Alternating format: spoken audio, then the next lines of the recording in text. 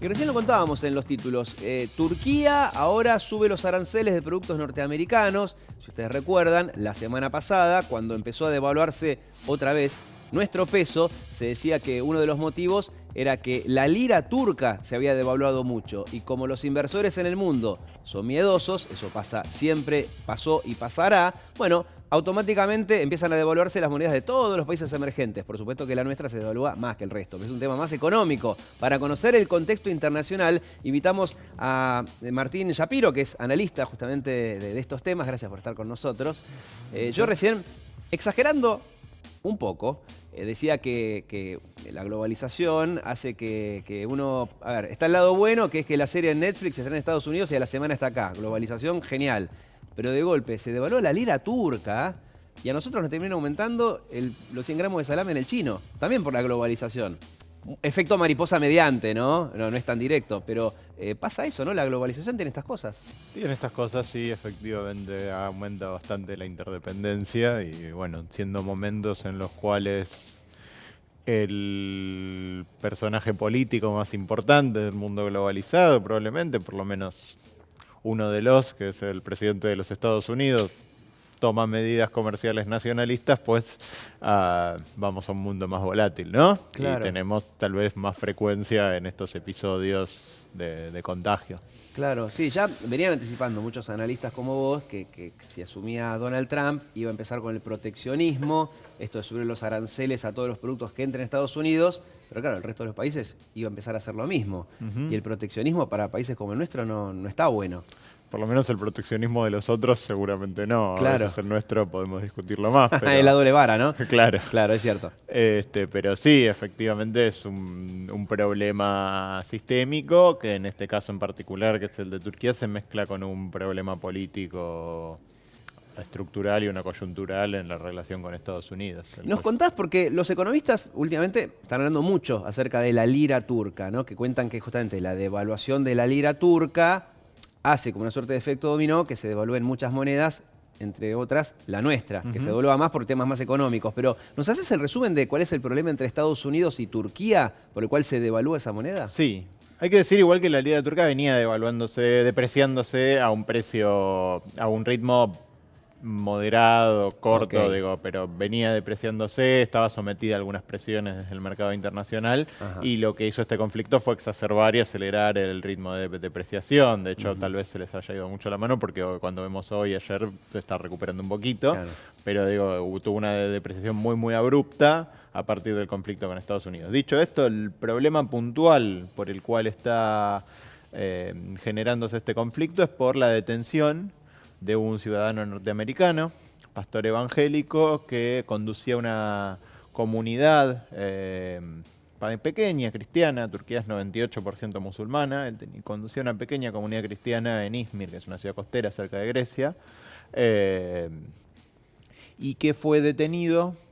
No sé si tal vez te acuerdes, el intento de golpe de Estado hace 2 años, que Sí. fue la última vez que Turquía estuvo fuerte en las noticias porque Sí. bombardearon el Parlamento, los tanques a la calle, Pero etcétera. lo sobrevivió, lo aguantó. Lo aguantó Erdogan, Claro. y cuando volvió se inició una purga. En esa purga hubo decenas de miles de detenidos, algunos que tenían que ver con el golpe y muchos que no tenían que ver con el golpe. Entre los ciudadanos que el gobierno norteamericano dice están injustamente detenidos, Claro. está este pastor Branson.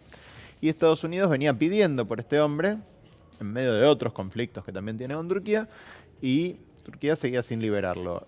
¿Qué pasó? Trump creía que había tenido una especie de acuerdo y que iba a ser liberado, y el hombre no fue liberado. Claro. Pero a todo esto también Turquía se quejó de que Estados Unidos no reaccionó, o mejor dicho, reaccionó muy tibiamente cuando fue ese intento de golpe de Estado contra Erdogan, ¿no? Quedó un tanto resentido ahí, como diciendo, pará, hubo un golpe de Estado contra mí y vos no hiciste nada. Efectivamente, mientras Rusia e Irán, por ejemplo, por decir algo, condenaron el intento de golpe, ni bien sucedió, ni bien el intento se conoció, vemos que Estados Unidos, Europa, Israel, otros gobiernos fueron muchísimo más cautos. Claro. Y sencillamente pidieron el orden, como una actitud de Si ver lo qué es vuelan lo a que Erdogan, bueno, que venga otro. como una actitud de esperar a lo que pasara, y recién condenaron el intento de golpe cuando estaba claro que iba a fracasar. Claro. Entonces, probablemente hasta a nivel personal Erdogan haya sido sentido cierta afrenta de parte de los gobiernos occidentales. Claro.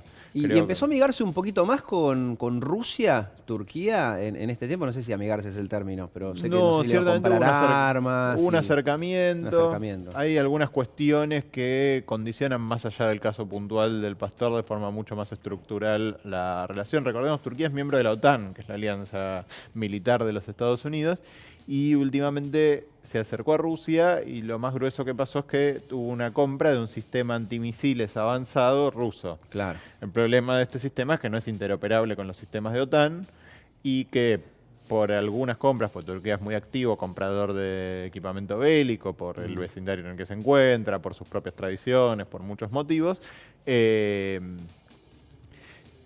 tipo de armamento que tiene tal vez serviría a Rusia para colectar inteligencia, Claro, porque claro. tiene aviones norteamericanos y sistema de antiaéreo O sea, le ruso. sirve perfecto. Sí, aparte suena raro que un país miembro de la OTAN, que se creó para enfrentar a la Unión Soviética, a ver a Rusia, digamos, un país miembro de la OTAN le compre armas o armamento a Rusia, es raro. ¿Y qué tan fuerte es? Pues yo me acuerdo un tuit de Donald Trump cuando anunció la suba de aranceles a algunos productos en Turquía, que escribió algo así como, bueno, y estoy leyendo que la lira turca se está devaluando mucho en comparación con nuestro fuerte dólar, pone.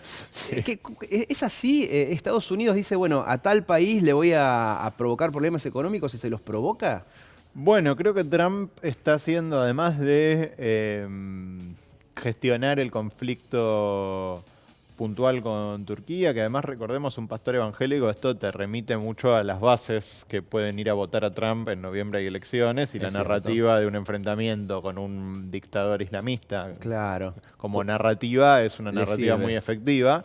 Dicho esto, Trump además está haciendo mostrar cómo puede poner en problemas una economía de un país intermedio, es la 17ª economía del mundo, Turquía, es una economía fuerte, 80 millones de habitantes, bastante pujante, cómo con bastante poco puede poner en aprietos a una economía. Creo que está haciendo una demostración del poder del mercado norteamericano. Esto Trump ha sido bastante consecuente en mostrar como táctica de negociación tal vez que Estados Unidos necesita al mundo menos de lo que el mundo necesita a Estados Unidos. No está claro que sea cierto, pero Trump opera sobre esa creencia y toma medidas en ese sentido, lo cual es bien interesante, ¿no? Y me interesa tu opinión respecto a esto que yo, insisto, resumí de manera muy coloquial, respecto a que una crisis entre Estados Unidos y Turquía nos termina afectando a nosotros, con nuestro peso.